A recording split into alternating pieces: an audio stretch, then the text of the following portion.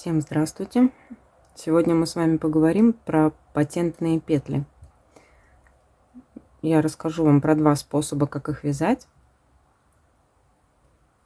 И покажу, как они выглядят и какими бывают.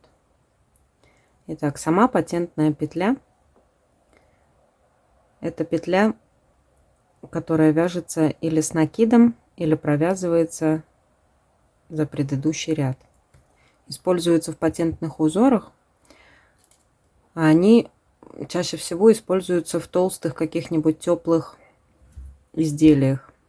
Свитера, например, шапки, снуды, шарфы и так далее. Итак, первый способ вязания патентной петли.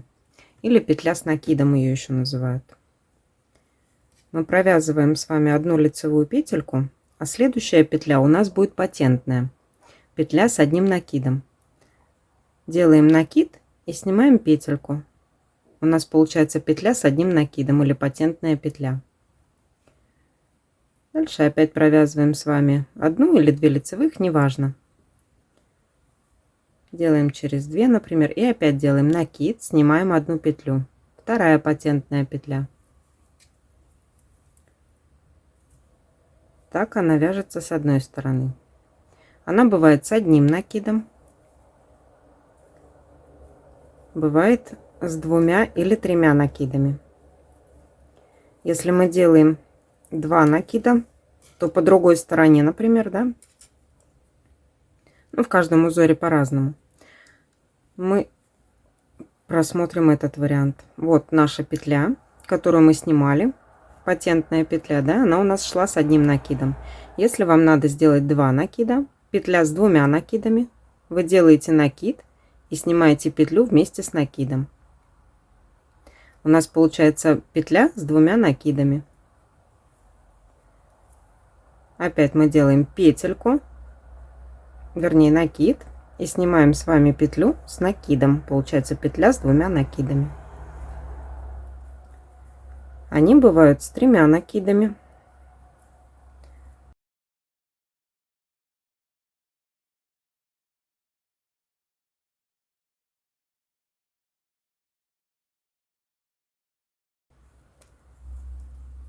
На такие узоры требуется больше пряжи, потому что они получаются более объемные.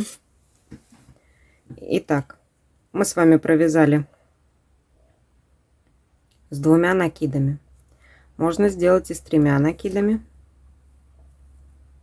Делаем накид, снимаем петлю и 2 накида вместе. У нас получается петля с 3 накидами. Патентная петля с 3 накидами. Так она провязывается.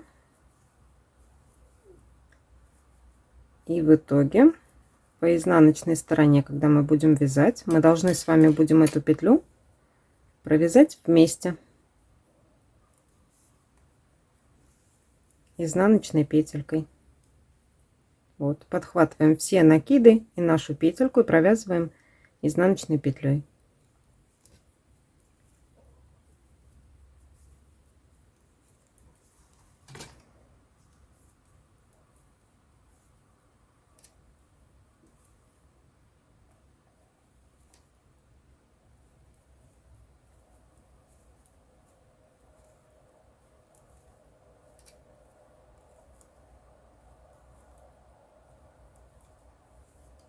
Вот что у нас с вами получилось.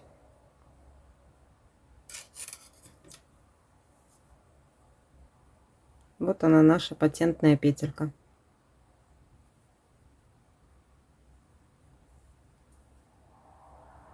Это был первый способ вязания патентной петли. Переходим ко второму способу вязания патентной петли. Кромочную петельку мы снимаем. Провязываем 2 лицевые петельки. Итак, патентная петля, например, с одним накидом. Мы опускаемся вниз на одну петлю. То есть это была последняя петля. Нам надо в первую дырочку вдеть спицу и провязать лицевую петельку. И петлю с левой спицы мы просто снимаем. Тем самым у нас получается патентная петля с одним накидом. Но здесь уже не надо будет ее закреплять в изнаночном ряду, потому что она у нас одной петлей идет, без накидов сверху. Это была патентная петля с одним накидом. Патентная петля с двумя накидами. Мы опускаемся на 2 лицевые петли ниже. То есть вот одна петля, вторая петля, третья петля. Вставляем спицу и провязываем лицевую петельку. Петельку с левой спицы мы снимаем. У нас получается лицевая петелька с двумя накидами. Вот один, вот второй.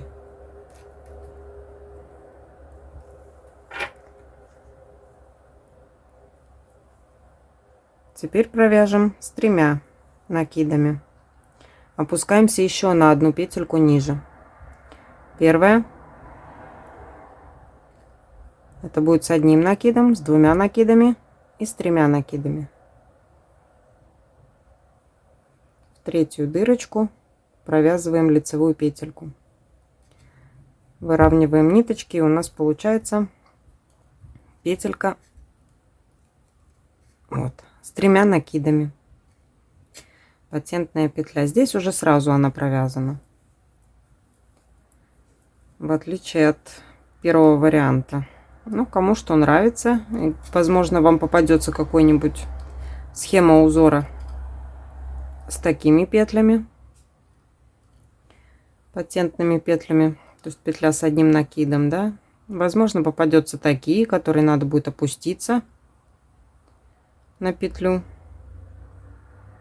Все зависит от узора. Надеюсь, все понятно объяснила.